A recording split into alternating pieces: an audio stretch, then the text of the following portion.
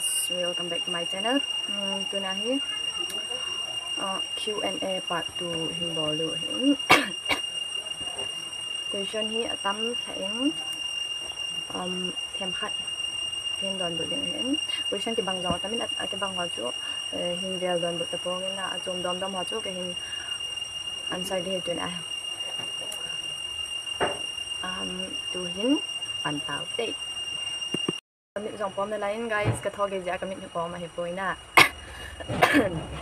tu jan chu ka khoba je ba chu kanun na la ja chu ka khoba je ba chen kami dong ha form je nim jong le phat ong pet pet chu em bo đi nge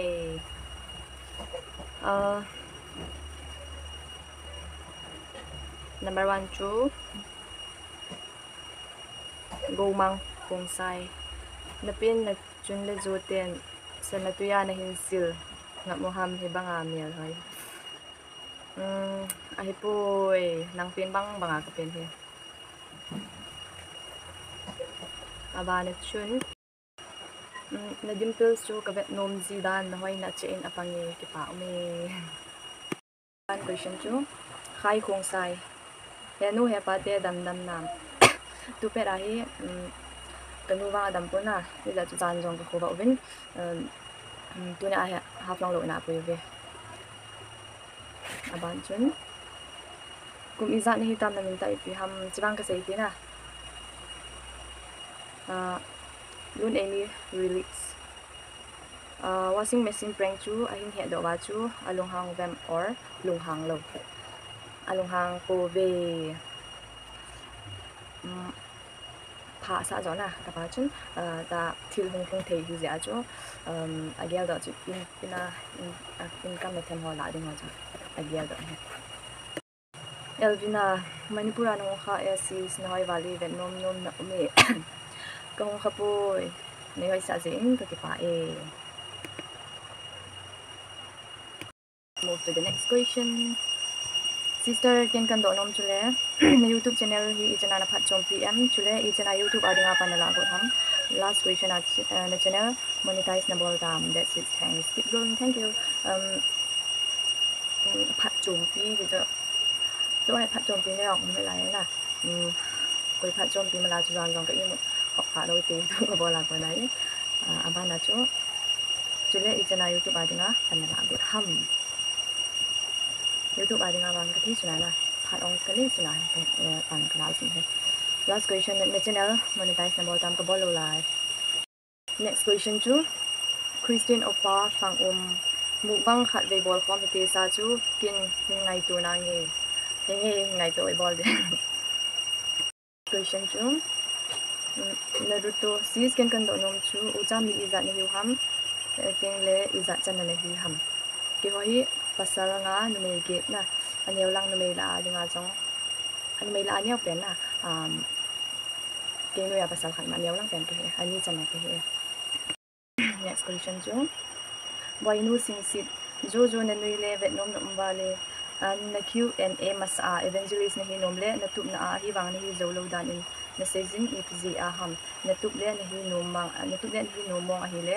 na longyal chu ka ki pa pi in chule kum 19 bo ni na lazin phat tam pi na nei na lazi ka tinomi ka ki pa e evangelist chu ka hinomin hi wanga chu tulai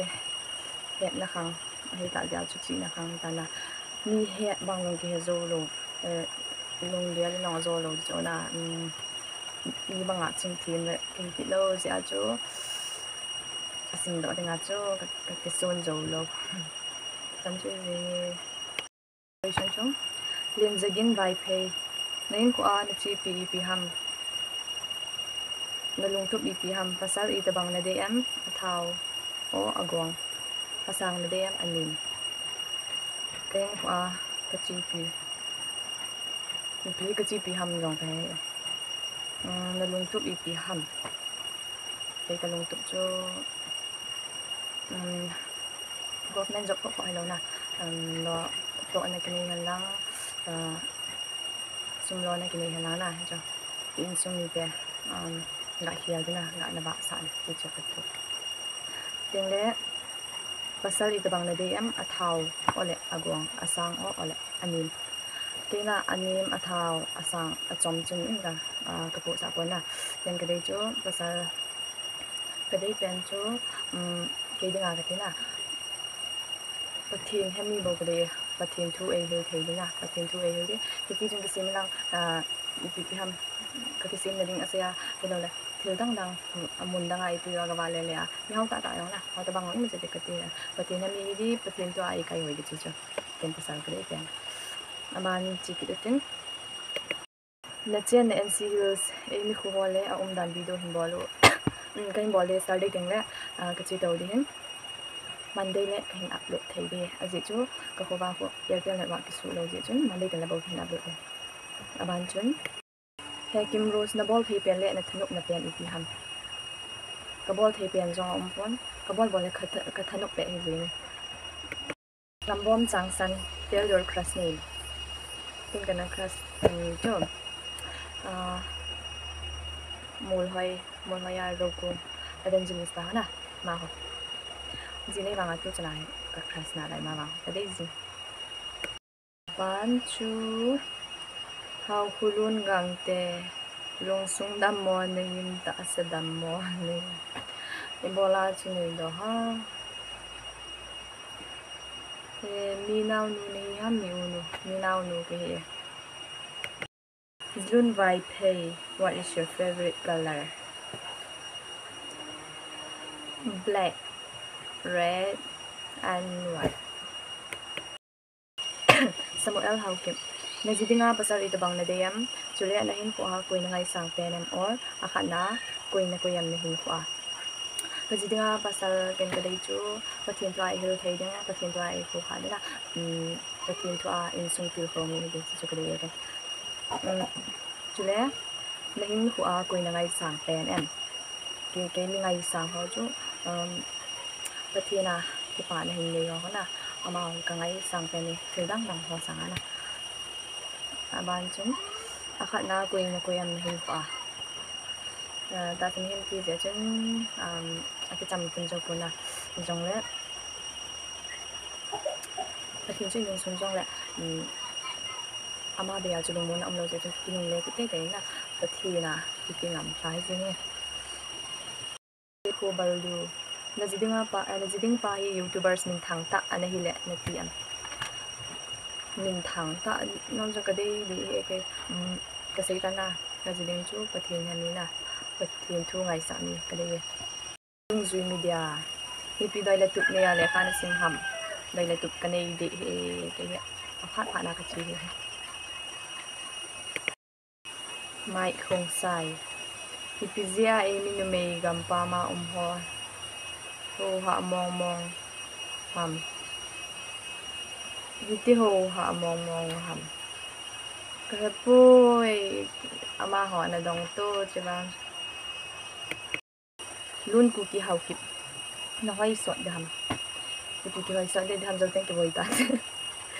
na ban chun ama awang henal phane si sim boy bolin namyal hoidan hi ke adin napam ngai e lani ke do anom chu ahile namin pi ham chule hoilai honi ham chule nanu na pa min pi ham chitu a hoila jan ham chule YouTube hi pzi a na hin bol ham chule na thanok zi a na bol ham ke si nom hi chan chu a hitan te namyal hoidan hi le si chunga ke pi din ka he poi vian nanga nang ha trading pen in namyal hoidan hi nang he trading pen in ati dan namyal hoidan hi iPhone san noi je ama mang cha ki bian wa ding na ti la ki pa min iti tayo on question se chu kamin chu ning jo ko na chu pang mo tu pe na hai mahuring ka umin YouTube hi pi bol YouTube na thanok jan hin ki bol ha tenge YouTube hi ipz anan bol ham thứ đang đang ai cái chép sama na ala do mà na cái tin tin all lại hỏi bol la na sum thêm phát khát lo thì là na cái tí gì cho cái hình hoàn he aban chun Oscar cũng izat na hi ta mo dong si tin hình đoàn bột no na subscriber thak cái hi kipa mi kum chu 19 years na aban chun ne lun se man lun na mel cha hoi se lun a hi wang na ho tu i kipa in apa wading ka fain phala wading awang na ka kho ke ka phana ka ya aban chun alphonsa nun thim mk tin ko gen the no yi ti san thim ding ham i ti ki mai to pi ding ham hin se yo nang lung gel ati he tin ko gen the no chi si ti san thim du ham ti la ke lung gel dan chung phathi ni i chan chung ana i chan ding alom e ti he ho chu ki san thim angai na hin thai pi ding aban chule tu lai khang dong ho ama ho ding a right ki choose thei lo si a hin kolam vai tam pi chu hi i te ti ho nom em nang ti ho nom em na lung gel ham dan pi thing tu a le kan do a he ki pa me che he tam pi khang dong ho tam pi e ho hin ko ki het thim lo hoi lam pe na chi dam ki het thim thei lo nau chu ki christian vi bo wa jong ama thu pathim thu ho i ve ta po na tu lai dik se phone internet khang hi ta je phone jinguvo hin ki ngam thata vin ama thu sim jing ho wang chu atlama po ve ti chu la in jong a umin ji e ma hin ko a jong ki he the hin mai ba le sim jing la ilung dia jong a olin ki ten la i ti ko man ding ham ilung dia jong an men ti pathim thu nei pui jing hi ti he a ki mo do the jing hi ai khang dong ho zo se dong chu ken ka hin ten lo na chu ni tina na ki zo hi jong la ki ha bola na bible ha sim hi ti chu ka se no me Bible life media sis ke jong hi youtube lung ru ta ka hi in ip bola nang pha chan de ka pha zo idan ka hi nang ho support za hi jing na ni nui nom na thil ha cha ha bola chun nang le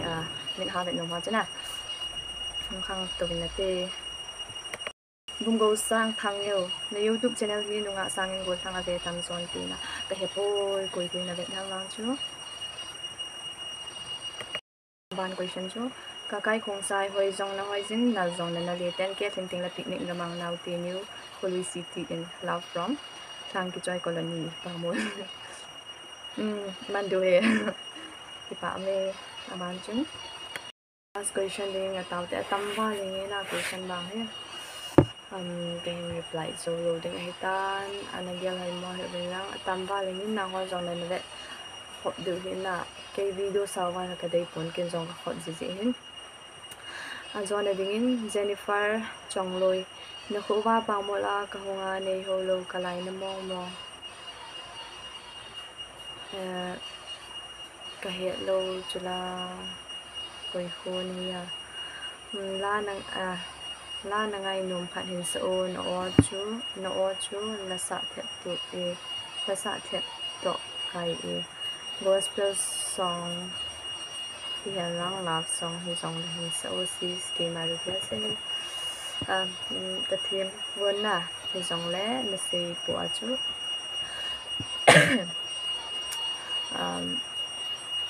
chom cha ke sa de bo se ka ve ja hi ka ha paw la ko ku do ji ja chu gospel song or love song ka hi